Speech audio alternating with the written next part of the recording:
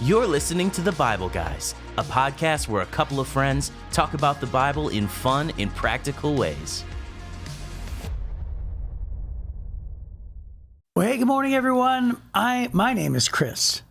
My name? My name is Jeff. I changed my thought in the middle of it. I was going to say, I'm Chris, and then I was like, no, I'm going to say my name is Chris. Yeah. Okay, and I'm Jeff. Did you ever hear Brian Regan talk about take luck? Yes, take luck. Right? He's trying to say take care and good luck, and he mixes them. Yeah, that's so funny. That's what I just did. Well, hey, welcome to the Bible Guys. We are excited on a Monday morning to have you tune in or listen or whatever you're doing. And if we started off this strongly, you can only imagine how good the rest of the episode is going to be. It's going to be so strong. It's going to be amazing. It's going to be so strong. Yeah.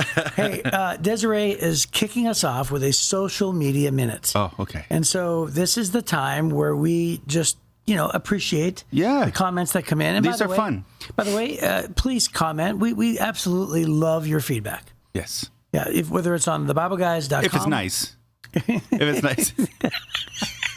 Right. Otherwise, we send all the negative ones to the complaint department. You know who you are. But no, seriously, bibleguys.com. How else can they respond? Through YouTube? Yeah. They can email us in at info@thebibleguys.com. That's correct. Okay. So you want to take the first one? Okay, Lynn B. Hi, Lynn. Hey, Lynn. Lynn B. said, thanks, guys, for a great episode. I think you guys always show God's message. The main point is you guys are always pointing people to Jesus. Not to follow you, but Jesus. And I really think you guys always do exactly that. Keep up the great job. Well, that's one of the best compliments ever. Yeah, that's like the best one we've gotten so far. Yeah, that's a John the Baptist initiative. Yeah, you may be the winner now, Lynn. Here it is. Good job. Okay, Oren D. That was really nice. It was very nice. Oren D. says, awesome episode, gentlemen. Thanks again. Who's he calling gentlemen? I don't know. He must be listening to the other podcast. Yeah, this is the Bible Guys. Oren. Awesome episode, gentlemen. Thanks for the explanations and making the Bible come to life. Your explanations are extremely easy to understand. God bless. That's awesome. Thank you, Oren. It's a compliment, but it's also says something about us. We explain things on an 8th grade level. Super nice. Yes. Super nice. Or you don't know it's 8th grade level. Maybe Oren's PhD level. Ooh. Maybe. You don't know. And so everything's extremely easy for him to understand. That's right. Even the most complex, diverse, in-depth, theological theory truths. of relativity. Check that out on Saturday. Yeah. Okay. And then Bridget M. says, love when Chris sings good morning. Wow. Right there. Love when Chris says good morning. Wow. Sings good morning. Well, thank you, Bridget. I guess I should do it then. Well, I think it's kind of... Good morning, good morning. We talk the whole night through. Good morning. Good morning to you. I don't know why I laugh every time, but every time you do that, I laugh. Yeah, I don't know why I do it. Yeah, it's so funny. It's just in my brain. Well, you did it I don't know, a year ago. Yeah. And then you got compliments, and as soon as you get compliments, you can't stop doing it after that. That is, let me announce something right now. That is not why I kept doing it. I do not go that way. No, that wasn't it. Feed me, love me. I thought that was me. I thought that was it. That is not the reason why. Okay. I think it's because I'm goofy. Goofy. Yeah. Because you're goofy. Not like not that goofy. Okay, but the other. Yeah, just goofy. Yeah. So, all right. Well, we got through that pretty quickly. Yes, we did. And riveting. That's okay, because today we have a pretty epic big story. Maybe the biggest story in the Old Testament. But Yeah, exactly. It's the biggest story in the Old Testament. Because it's Goliath. That's right. It's got to be big. Well, right? Now you tipped our hand. Well, you went right on the nose. If they're following along. You didn't let us get to just drag people along and let them figure it out. You went they already know, Jeff. Big story, Goliath. It's Goliath. It's Goliath. Okay. People on the edge of their seat. That's right. We were going to kind of just draw them along. Yes. Okay. Anyways, it's Goliath. David wins. He kills him. Spoiler alert. Right. Okay. Sorry to ruin the whole thing for you, for those of you that are going through this for the first time. There's no way. Do you think? No. Yes. No, even in society, people use phrases like that's a David and Goliath story. It's the classic underdog I was example. A college pastor for a while, and I mentioned, the story of David and Goliath. And this guy in the room goes, no. I had 30-something. Yeah, but would that guy have subscribed or listened to the Bible Guys, though? Probably. Well, Now, he was right. sitting in church. All right. Yeah, All right. yeah. Sorry All for I'm the saying. spoiler, fellas. Womp, womp, womp. Okay, so anyways, we are reading in, if you don't know, 1 Samuel chapter 17 is where the story of Goliath is. And up to this point, Goliath has already been challenging the Israelites. He's, just so you know, he's this giant guy. He's over 9 feet tall. Yeah. He's got a bronze helmet and a bronze coat of mail that weighed 125 pounds. Just his armor is 125 pounds. He's got a javelin that looks like a weaver's beam. His shield is so big that his armor bearer had to go out in front of him carrying his shield. Yeah, and it said the tip of his spear weighed 15 pounds. Yeah, just the tip of the spear. Spear, Crazy. And he's out there mocking the people of Israel, and he's challenging them to the idea that, hey, instead of thousands of people dying in this battle, let's just bring out your champion to fight against me. Whoever wins, that's the army that wins. And there's so there's so many things to learn in that, because Goliath is saying to them with his voice, "You are just the servants of Saul, and I am a warrior from my youth." And he's trying to tell, the people who they are. Yeah. And then David comes along and says, "Who's this Philistine that defies the living army, or the army of the living God?" Right. So David has the right perspective. Right. He's like, we're not the servants of Saul. We're the servants of the living God. So that's where we're at. We're going to start off then in verse 32, and we'll read to, I think, the end of the chapter. But here's what it says. David comes and he says, "Don't worry about this Philistine." David told Saul, Saul's the king, "I'll go fight him." "Don't be ridiculous," Saul replied. "There's no way you can fight this Philistine and possibly win. You're only a boy, and he's been a man of war since his youth." But David persisted.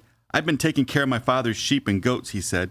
"When a lion or a bear comes to steal a lamb from the flock, I go after it with a club and rescue the lamb from its mouth. If the animal turns on me, I catch it by the jaw and club it to death. I've done this to both lions and bears, and I'll do it to this pagan Philistine too, for he's defied the armies of the living God. The Lord who rescued me from the claws of the lion and the bear will rescue me from this Philistine." Saul finally consented. "All right, go ahead," he said, "and may the Lord be with you." Then Saul gave David his own armor, a bronze helmet and a coat of mail. David put it on and strapped a sword over it and took a step or two to see what it was like, for he'd never worn such things before. "I can't go in these," he protested to Saul. "I'm not used to them." So David took them off again, and he picked up 5 smooth stones from a stream and put them into his shepherd's bag. Then, armed only with his shepherd's staff and sling, he started across the valley to fight the Philistine. Goliath walked out toward David with his shield bearer ahead of him, sneering in contempt at this ruddy-faced boy. "Am I a dog," he roared at David, "that you come at me with a stick?" And he cursed David by the names of his gods. "Come over here, and I'll give your flesh to the birds and wild animals," Goliath yelled. David replied to the Philistine, "You come to me with sword, spear, and javelin, but I come to you in the name of the Lord of heaven's armies, the God of the armies of Israel, whom you have defied. Today the Lord will conquer you, and I will kill you and cut off your head. And then I'll give the dead bodies of your men to the birds and wild animals, and the whole world will know that there's a God in Israel. And everyone assembled here will know that the Lord rescues his people, but not with sword and spear. This is the Lord's battle, and he will give you to us." As Goliath moved closer to attack, David quickly ran out to meet him, and reaching into his shepherd's bag and taking out a stone, he hurled it with his sling and hit the Philistine in the forehead. The stone sank in, and Goliath stumbled and fell face down on the ground. So David triumphed over the Philistine with only a sling and a stone, for he had no sword. Then David ran over and pulled Goliath's sword from its sheath, and David used it to kill him and cut off his head. When the Philistines saw that the champion was dead, they turned and ran. Then the men of Israel and Judah gave a great shout of triumph and rushed over after the Philistines, chasing them as far as Gath and the gates of Ekron. The bodies of the dead and wounded Philistines were strewn all along the road from Sheraim as far as Gath and Ekron. Then the Israelite army returned and plundered the deserted Philistine camp. David took the Philistine's head to Jerusalem, but he stored the man's armor in his own tent. As Saul watched David go out to fight the Philistines, he asked Abner, the commander of his army, "Abner, whose son is this young man?" "I really don't know," Abner declared. "Well, find out who he is," the king told him. And as soon as David returned from killing Goliath, Abner brought him to Saul with the Philistine's head still in his hand. "Tell me about your father, young man." And he replied, "His name is Jesse, and we live in Bethlehem." There you go. I'll tell you what, there are at least 20 sermons in this one chapter. Oh. Think about it. I mean, you've preached on all of these, right? I'm Probably. sure, or at least you've heard of them. I think I've preached on 22 sermons from this chapter. Wow, you find more truths than me. I thought I found a lot of truths, Jeff. You me. Okay, so It's so dumb. so the first thing that stands out to me is here's Saul parroting Goliath, right? So he has been so convinced that he's forgotten completely that God is with them and that God's going to win the battle and everything else, that he's repeating what Goliath said. That's what we do, don't we? When the world tells us we're no good, we listen to the voices of sometimes parents or coaches or people that don't believe in us. Maybe perhaps you've heard a promise from God and somebody around you uses logic over faith, and they say, "No, you can't do that. That's a terrible idea. What are you thinking? That's crazy."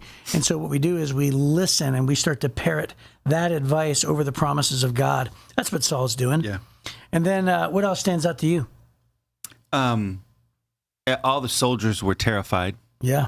And, these are fighting men. And Goliath is such an intimidating person. And he's kind of, his PR is kind of out ahead of him. And he's like, oh, my goodness, everybody's terrified.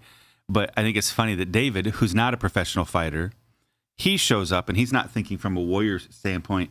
He's just looking at this giant going, he's too big to miss. Right. Why are you guys afraid of this guy? And there's a note here in the Life Application Study Bible that talks about the fact that David saw a mortal man who was defying the God of the armies of Israel. Right. And the soldiers forgot about God, forgot about who they were, their identity in God, and the fact that God was one who always went and fought their battles for them. Right. And instead, for some reason, they think, well, I got to fight this one. And they were terrified of what they could see. And David's like, hey, if God's for us, this guy's too big to miss. Yeah. And I love that. Another sermon in there is here's David risking his life for a sheep. And it's just a testament about how much he puts himself into his work. I mean, think about, it's a whole sermon on work, isn't it? Mm-hmm. It's like here he is at his job. They're not, I guess they are his sheep and they're connected to his prosperity, I guess. But really, ultimately, he's so young. He's still a teenager at this point.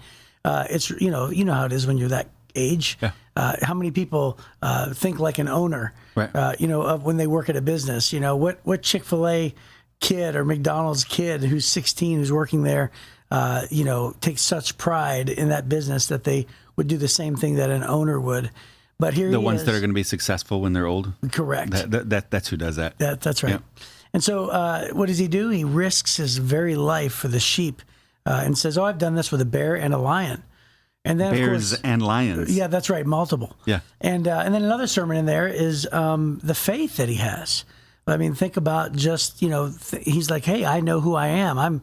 I'm chosen by God to be king. The promises of God say one day I'll be king. Well, I'm not king yet. Guess what? I'm going to live. Yeah. So I have no problem facing this bear and lion. This isn't going to be my end because I'm trusting in the promises of God." I sometimes think that. I sometimes think he's like, I know I'm going to be okay. Yeah. You're not going to get to heaven 1 minute early. Right. So there's nothing to fear. Yeah. I love that the conversation that you were having about work. I did a message series one time called Hidden Valleys, and there's an old song that says hidden valleys turn shepherds into kings. Mm. And what David did in those valleys, those hidden valleys where he's walking around with his sheep, taking care of the sheep, set him up for the rest of his life, right? Mm. So it was his faithfulness, it was his character. A number of the Psalms, especially the praise songs that were written in the book of Psalms, were written during that time, before he was famous. His skill set with the sling, it's not like suddenly he was miraculously good with the sling. Right. Laser focused and that accurate. He developed that skill. He became a great musician while he was in these hidden valleys and nobody else could see him. Nothing but time. He squared off with lions and bears and he tested himself physically and he did hard things. And I've talked about that before. One of the big challenges I had when I was in my very early 20s was to read this book called Do Hard Things. And or I'm not sure if the book was called it, but that was the big theme. The subtitle was "Do Hard Things." And there's something to that when you challenge yourself and then you succeed, it stretches your capacity, and you can do harder things now because you did hard things before, right? Right. You lift heavier things tomorrow because you lift heavy things yesterday, right? That's how your muscle builds, all these things. And so he was not just sitting around on a rock, bored to death, mad that his dad seems to think that he's the lowest of the 8 sons. He's not pitying himself. He's not like, oh, you know what? I'm a victim of my circumstances. My dad gives my brothers great opportunities. None of those things. He just kept refining his skills and getting better and better and better and better. That's great. And so then he shows up. So the Hidden Valleys thing, Hidden Valleys turned him into a world-class musician. He winds up playing for the king. Hidden Valleys turned him into a great warrior. The Hidden Valley, when nobody else is watching, is what turned him, I think, set him up to become a great king. And it really references his character. There was a famous preacher who used to say, the test of your character is what you do when nobody's watching. Right. That's right? awesome. And there's something to that. David was great before he showed up this day. He didn't become great on that day. He was already great. That's great. And then another sermon hidden in here is Saul trying to give David his own armor. Yeah. And David... Which makes sense, by the way. That makes sense. Right. You don't know what you're doing here. Use my armor. It works for me. It'll work for you. Yeah, and yet David says, "Hey, this isn't mine." And I remember we used to use this analogy. I worked at a church where there were, it's a big church, several campuses, a lot of lead speakers. And what would happen is, like, for instance, I would write a message, and then somebody else would try to preach the message that I wrote, right? But then sometimes it just didn't work. The reason why it couldn't work is because it wasn't their message. It wasn't theirs. They had to work on it to make it theirs. And so the analogy that we used to use is we used to say, hey, you don't have to wear Saul's armor. You just have to come back with Goliath's head. Right. Right. And so just go out there and get the victory. So you don't have to be somebody else you're not. Don't worry about wearing Saul's armor. Just get the victory. And so it's a pretty gruesome analogy, but it translates into our lives as well. Like, your parents' faith doesn't have to be your faith. Yeah. Your faith can be your own faith, but you can have the victory yourself. And I'm sure that, there's more sermons in here, but one of the questions I'm going to ask David when I get to heaven, because I believe we will be able to ask questions in heaven. Don't you believe that? Yeah, sure. As I'm going to ask him, I'm planning on it. Is it true that the reason why you chose 5 smooth stones was because Goliath had 4 brothers? Because I've always heard it in sermons. Yes, it's true that Goliath had 4 brothers. We find that out later. And so therefore we're connecting the dots, right? It doesn't say why. We can't definitely say why. We don't know the heart's intent. God didn't include that.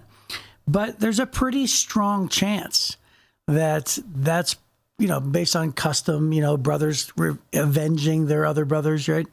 There's a pretty strong chance that the reason why he chose 5 wasn't because he needed 5 shots, but because he knew that Goliath had 4 brothers. Pretty cool. I think that's probably, very likely. Yes. Mm-hmm. That'd be one of my questions. One of your questions? Sure. I was just wondered because, I also have a thing. Side note, this is a sidebar. I also have a thing. I have a thing where when preachers act like they know something when they don't, and I just can't stand it. It's that whole scripture where it says, don't add a jot or a tittle, right? Mm-hmm. Where preachers like, this is why he did it. And I'm like, what you meant to say was, there's a really good chance this is why he did it. Because you don't know. You just correct yourself just a little bit because we shouldn't add to God's word, right? So I have this thing where I remember one time I listened to a guy preach, and he says, let me tell you why Jesus turned around. He goes, he turned around not because of this, because of this. And after the sermon, I go, did you really just pretend to assume God's motives? Because that's kind of not in the scripture. Okay, so don't do that, people. Well, stop it. Yeah, stop it. Stop it. Yeah. And so then there's 2 things here for me. One, I love the description that Saul says, you're a boy. You're only a boy. Yeah.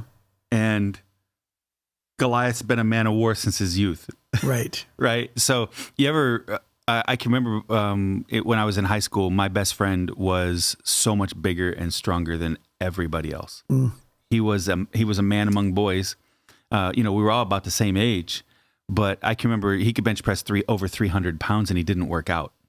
Like he wasn't a muscle guy. He was just like Andre the Giant. I don't even work out. Yeah, I don't even work out. Right. He was just a monster of a human. His shoulders were like twice the width of my body, and he was just this incredibly strong guy. And his dad used to make jokes because all of his sons were big and strong like that. His dad was a truck driver, and they were just all tough men. And he said, "Oh yeah, he's been man strong since he was 5." Right? That's what his dad used to say. The first time I ever went over to their house, he and his brother pulled the block of an 8-cylinder Ford engine out of the front of a truck. Just the two of them. They both stand in the wheel well, and they lifted it up, set it out on the thing. Awesome. Yeah, they're just monster men, as teenagers. And that's what I think of is, he's man strong since he's a boy. So it's not that he's saying you're a boy and he's a man. Yeah. It's that you're still only a boy, and he's been man strong since he was a kid, right? Because it says since his youth. So that's one. The end of the chapter also really speaks a lot about Samuel. So what we didn't cover in chapter 16... About Samuel or David, you mean? About Saul. Yeah. I said Samuel. I'm sorry. About Saul. In chapter 16, the Bible talks about how Saul had some mental instabilities, really struggled, and they would bring in musicians. David was one of the musicians that got brought before King Saul to play to bring peace to Saul. This beautiful music he's playing on the harp, and it would calm Saul down, right? So he played in Saul's court for an extended period of time. So you have to be pretty good. Yeah. He was world class at this. He was the best in Israel, one of the best, because he's playing before the king. But at the end, it goes when you get to the end of it, as David goes running out to the Philistine, Saul says, as Saul watched David go out to fight the Philistine, he asked Abner, the commander of this army, "Abner, whose son is this young man?" And Abner, the general, goes, "I don't know." So we should find out. Right. He finds out. So David's been in front of Saul on many occasions. Right. And Saul still doesn't know who he is. Right. Right. He's just so narcissistic. He knows now. Yeah. He's so self-centered. He's so just wrapped up in his own problems and his own struggles. He's not noticing or recognizing other people around him at all. But now, if David wins this fight, his family will be free from taxes for life, and he gets to marry the king's daughter. So at this point, he's going, "Hey, we should find out who that kid is." And he's gonna be my son-in-law. And it turns out he'd been around him a lot, but it's just the kind of leader Saul was. Saul was pretty much wrapped up in his own thing and not paying attention to who was around him or the people he was serving. And another sermon it says that David ran out to meet Saul, or to Goliath, I mean. Favorite phrase in the whole story. Yeah. He runs out. Yeah, he has no fear whatsoever. Yep. And then Goliath says, "Am I a dog?" Mm-hmm. Right? That you have sent this. And so here's Goliath. That's a sermon on overconfidence, right? It's a sermon on not believing the power of God. God's not going to come through, right? I'm going to defy God. So, Goliath has all those kinds of attitudes. It's like, who is this God of Israel? He's a nobody, right? So he doesn't believe that David's going to, be even a threat. And then David, what does he say? He says, "Today, let me tell you what's going to happen." Yeah. And so David prophesies, and he has so much confidence. He's like, "This is exactly what's going to happen." I think of that. Well, it's total trash talking. They're both. Yeah. Because he's like, "I'm going to feed your body to the dogs." He says, "That's nothing. I'm going to feed you and your people to the dogs." Yeah. It reminds me of that movie. Everything reminds me of a movie, but there's a Jack Reacher with Tom Cruise, and he's going up against 5 men, and he goes, "Pay your bill before they take him outside." And he goes, "What do you mean?" And he goes, "I'll pay when I come back." And he goes, "You won't be able to." Yeah. so then Tom Cruise goes out, faces 5 guys, and he goes, "Remember, you wanted this. This is your last chance to back out." And he goes, "What are you talking about?" He goes, "It's 5 against 1." He goes, "It's 3 against 1." He goes, "Once I take out the leader, which is you," he goes, "I'll contend with 2 or 3 other ambitious wingmen, and the last 2, they're going to run. You know why? They always run." That's what he says. Yeah. And that's really what David's doing here. Yeah. He's like, I'm going to cut your head off, and I'm going to, all these things are going to happen. So, and it does happen exactly the way, that David predicts. And then let's not look past the fact that that strikes fear into the other, members of the army, and they run. Yeah. So think about this. Think about how the odds were so unbelievably against David that when they saw that, they weren't just fearful of David's sling. Why were they fearful? They were fearful because the things that they had heard about the army of the living God are actually true. Right. They're not afraid of a teenage boy with a piece of leather in his hand. No. Right. They're aware of the fact that we just lost to the God of Israel. Right. Yeah. And so then they run, and God strikes fear into their hearts, and they run. And it just goes to show you that when we sit back, it's not our job to defend God. We don't have to defend God. We don't have to stand up there and convince everybody else that God is real or worthy to be praised. We just have to serve God. And then eventually they're going to see the evidence of God. And then, God will be seen. God's going to show himself. We just serve God and allow God to do the convincing. Right. That's good. Yeah. Oh, wow. We're out of time. So there's a lot more even in here. There's tons. Yeah. So we don't have time for it. But it's a great chapter, and hopefully we'll see you next time on The Bible Guys.